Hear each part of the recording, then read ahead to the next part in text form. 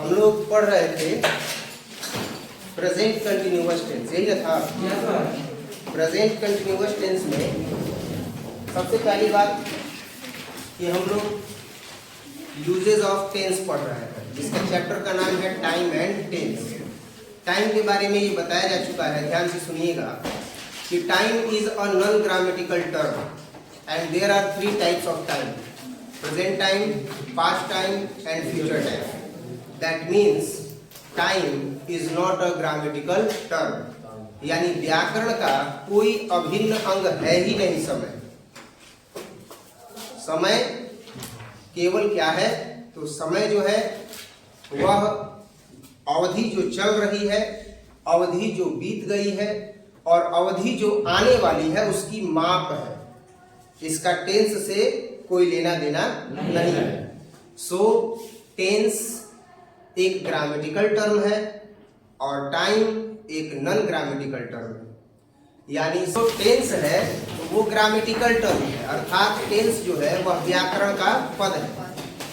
और टेंस भी 3 तरह का होता है: present tense, past tense and future tense, जिसमें हमने सबसे पहला टेंस प्रेजेंट इंडेफिनिट टेंस पढ़ लिया है।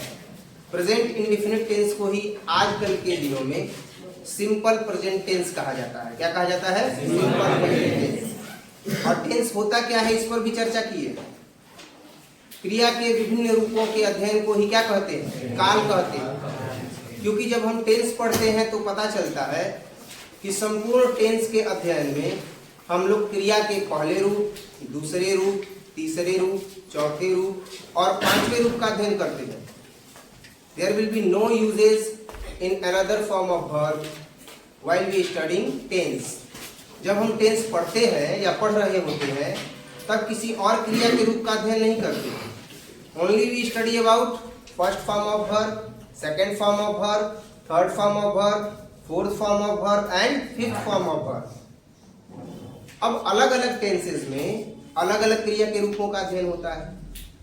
For example, simple present tense में the whole simple present tense, there are 4 types of simple present tense: present indefinite tense, और present indefinite tense को ही simple present tense कहा जाता है। present continuous tense, इसी को present progressive tense और इसी को present imperfect tense कहा जाता है। इसमें अलग रूप का अध्ययन होगा क्रिया का। प्रेजेंट परफेक्ट टेंस और प्रेजेंट परफेक्ट कंटिन्यूअस टेंस, इसमें अलग अलग क्रिया के रूपों का अध्ययन होगा। तो इन चारों प्रकारों में, सिंपल प्रेजेंट टेंस के या प्रेजेंट टेंस के इन चारों प्रकारों में कौन कौन सी क्रिया का अध्ययन कर रहे हैं? तो V1, V5, V3 और V4। There will be no uses of second form of verb, that means past participle. V2 को क्या बोलते हैं? Past participle. तो पास्ट पार्टिसिपल का प्रेजेंट में यूज ही नहीं होता है, V2 का यूज ही नहीं होता है। यूज किसका होता है?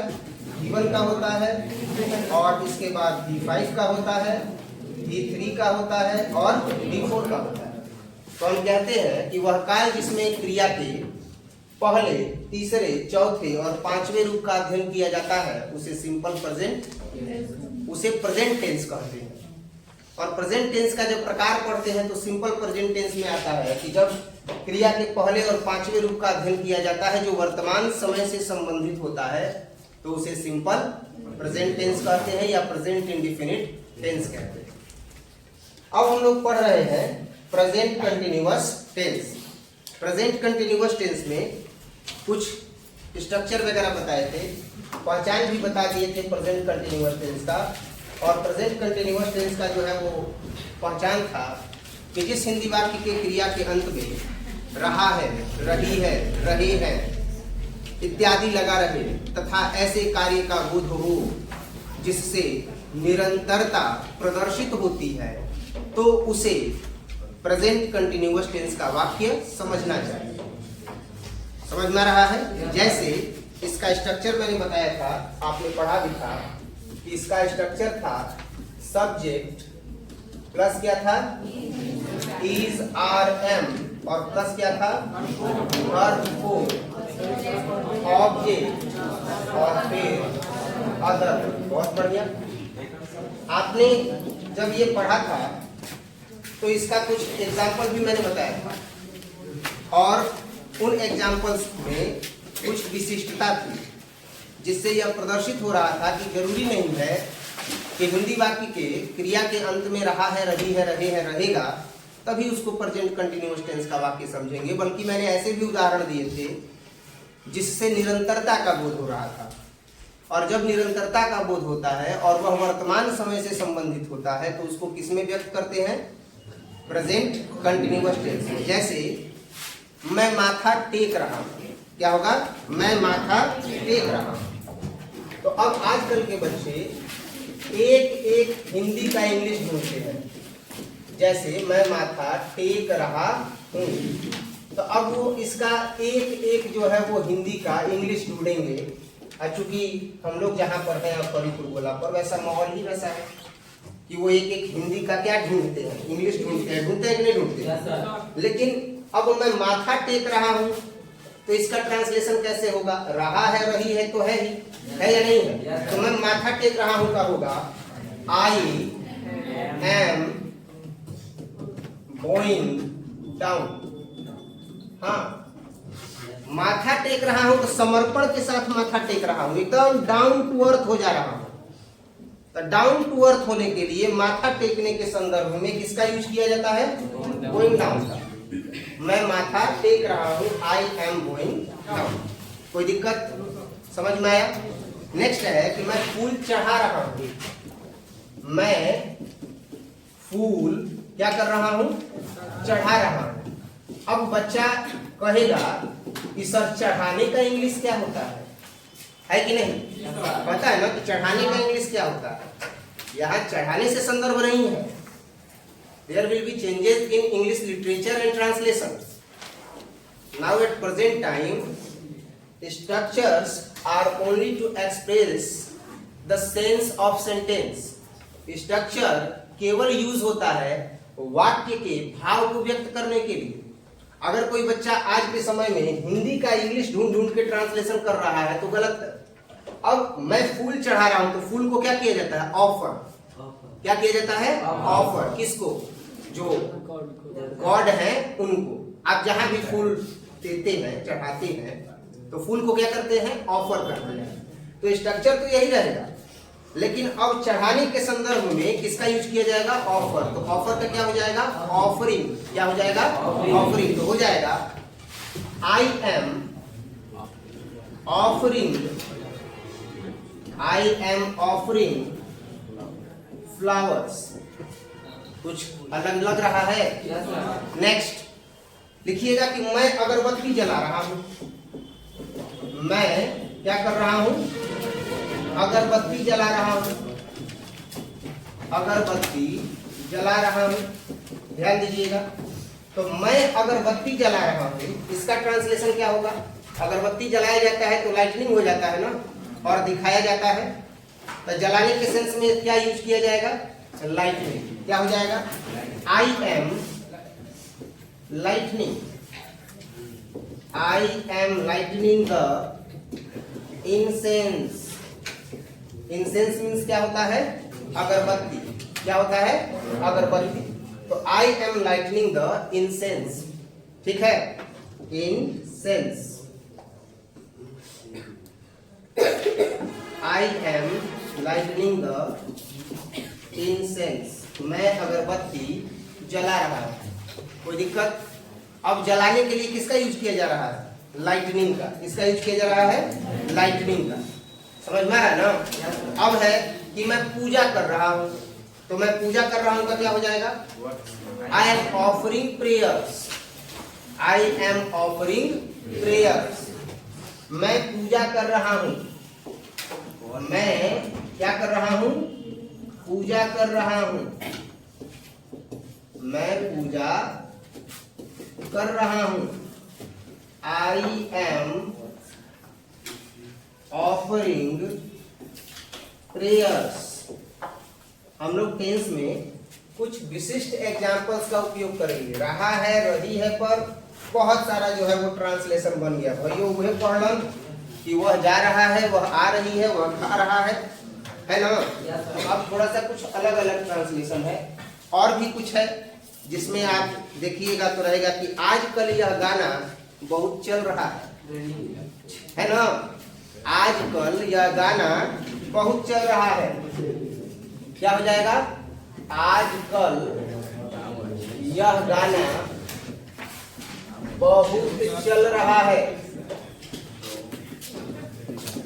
आजकल यह गाना बहुत चल रहा है, तो क्या हो जाएगा? यह गाना है ना, तो क्या हो जाएगा? This song. क्या हो जाएगा? This song is, this song is क्या होगा? जो गाना बहुत चलता है उसको क्या बोलते हैं? ट्रेंडिंग में है। क्या बोलते हैं? ट्रेंडिंग में है। तो बोलेंगे दिस सॉन्ग इज ट्रेंडिंग। और आजकल के लिए किसका उपयोग करेंगे? नाउअडेज। तो this song is trending nowadays. आजकल यह गाना बहुत चल रहा है, कोई दिक्कत? नेक्स्ट, आजकल यह गाना बहुत चल रहा है के बाद आजकल उसकी खूब चल रही है। कोई व्यक्ति होता है तो बोलता है ना कि आजकल उसका खूब चल रहा है। तो आजकल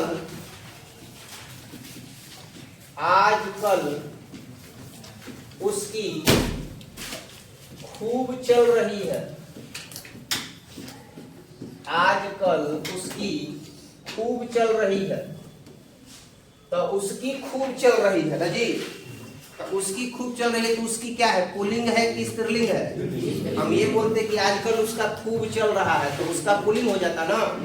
आप भी बोल रहे हैं कि आजकल उसकी खूब चल रही है, तो उसकी क्या हो गया? स्त्रीलिंग हो गया। तो स्त्रीलिंग हो गया तो किसका यूज करेंगे? सी का ना। तो हो जाएगा कि C is very influential nowadays. Influential मतलब प्रभावित करना। C is very influential nowadays. आजकल उसकी खूब चल रही है। C is very influential nowadays. Clear है? Yes sir. नेक्स्ट और लिखिएगा, इलाज चल रहा है।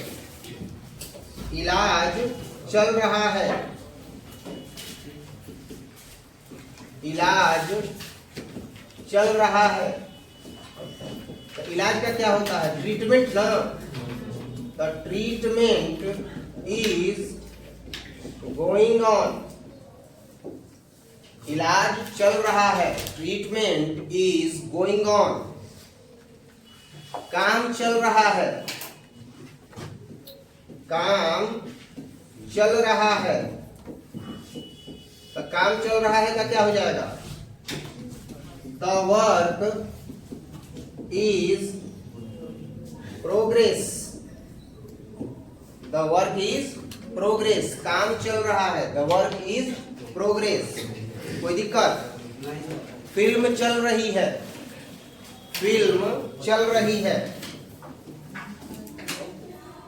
फिल्म चल रही है। क्या हो जाएगा? फिल्म इज प्लेइंग ना, कि द मूवी इज प्लेइंग। ये बेटर रहेगा कि द मूवी इज प्लेइंग का यूज किया जाए। द मूवी इज क्या हो जाएगा? प्लेइंग। फिल्म चल रही है। नोट कीजिए, फिर इसके बाद आगे बढ़ रहे हैं। जल्दी से नोट कीजिए। अब और एग्जांपल देंगे।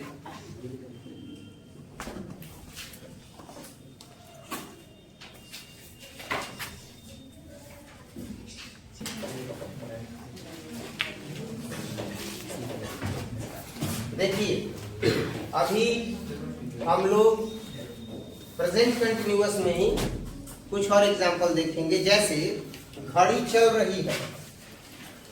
देखिएगा, घड़ी चल रही है।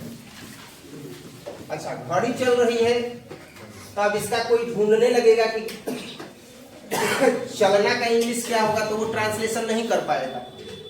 सेंस बेस, भाव के आधार पर ट्रांसलेशन अब हो रहा है।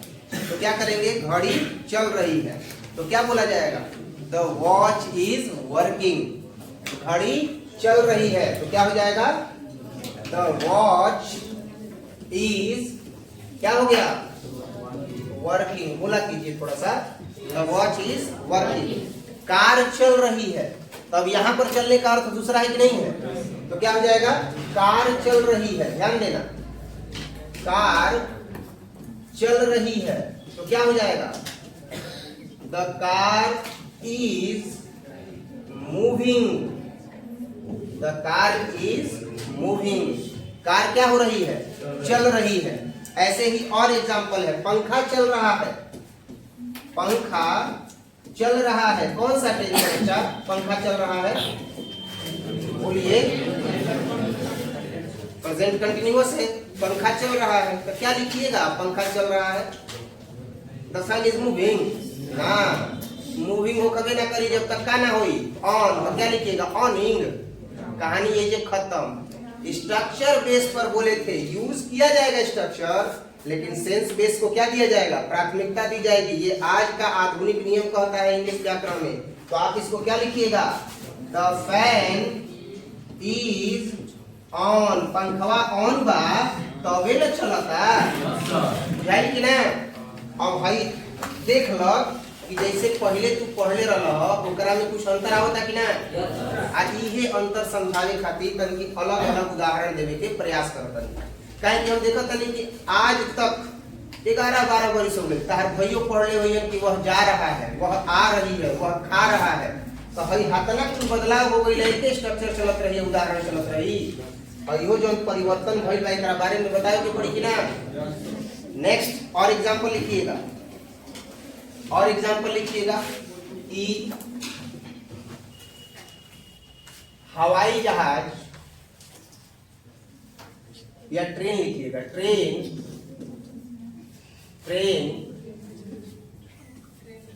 चल रही है।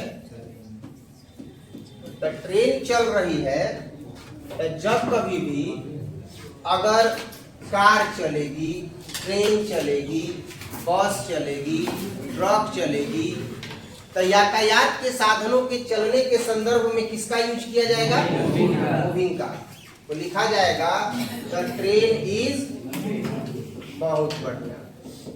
किसी को कोई दिक्कत, तो द ट्रेन इज क्या हो गया, क्लियर है। अच्छा, कई लोग उलझाने के लिए एक और क्वेश्चन पूछ देते हैं कंटिन्यूअस में, हम भी पूछ देते हैं कभी कभी। लाश जा रही है, कीजिए ट्रांसलेशन। लाश जा रही है, बताइए तो जिस दिन लाश अपने से खड़ा हो गया उठ के चल देगी तो क्या होगा, उसकी मैयत में जाने वाले सब भाग जाएंगे डर करके, होगा कि नहीं होगा। लेकिन बोला जाता है ना, ये लसिया निकल का जाती है, लसिया गांव घर में बोला जाता है ना, हाँ हाँ जाती है, जा जा जा, तो पीछे से आदमी सब चला जाता है। तो लाश जा रही है तो क्या होगा, अगर आपने इसका ट्रांसलेशन कर दिया कि the dead body is going, जैसे ही बच्चा आपने स्ट्रक्चर फॉलो किया कि the dead body is going, तो ये गलत हो जाएगा, क्योंकि डेड बॉडी जिस दिन अपने से जाने लगेगी उस दिन उसके मैयत में पीछे कोई कारवां नहीं होगा। अब कैसे बनेगा भाई, सेंस बेस पर बनेगा, भाव के आधार पर बनेगा। कैसे, ध्यान दीजिएगा, इसको ट्रांसलेट किया जाएगा, the dead body is being carried by someone, यानी जो लाश है, जो डेड बॉडी है, वो किसी के द्वारा क्या किया जा रहा है, कैरी करके ले जाया जा रहा है। तो सोचो, सेंस बेस पर सही बना या स्ट्रक्चर बेस पर, सेंस बेस पर ना, सेंस बेस पर सही बना। और यही आज की क्लास में बताने का प्रयास था मेरा, ताकि आप यह समझ सके कि हाँ, जो हम लोग पढ़ रहे हैं आज का स्ट्रक्चर वो जानना जरूरी है, पर ट्रांसलेशन किसके बेस पर होगा, स्ट्रक्चर बेस पर तो होगा, लेकिन सेंस बेस को प्राथमिकता दी जाए। जैसे द फैन इज ऑन, हमने इज आरएम का तो उपयोग किया, लेकिन हम वर्ब फोर का यूज नहीं किया, सेंस बेस को प्राथमिकता दे दी। द फैन इज ऑन, पंखा चल रहा है। ठीक है ना? Yes sir. ठीक है, नोट कर लीजिए।